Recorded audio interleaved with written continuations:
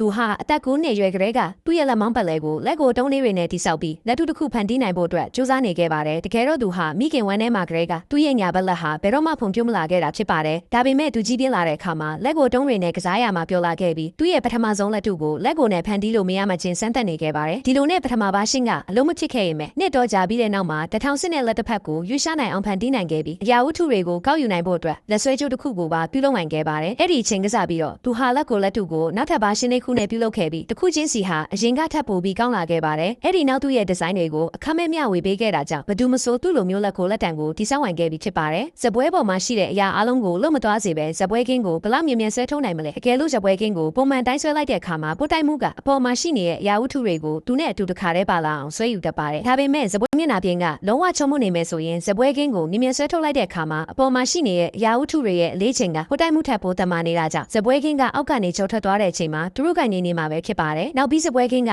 ပိုရှိသွားလေလေပို့တိုက်မှုကပိုများလေလေဖြစ်ပြီးထိုင်ကုန်16ခုပါတဲ့ဇပွဲတစ်လုံးကိုဆဲမယ်ဆိုရင်တော့ယော်လီကားတစ်စီးမှာကျိုးရှိတစ်ချောင်းချိတ်ပြီးမြင်မာတဲ့အမြန်နှုံးနဲ့ဆဲဖို့လိုအပ်မှာဖြစ်ပါတယ်အဲ့ဒီနောက်တနာရီကိုမိုင်းတရာအမြန်နှုံးနဲ့ဇပွဲကင်းကိုဆွဲယူလိုက်တဲ့အခါမှာအပေါ်မှာရှိနေတဲ့အရာအလုံးကသူတို့ရဲ့နေရာမှာပဲငြိမ်ငြိမ်လေးရှိနေမှာဖြစ်ပါတယ်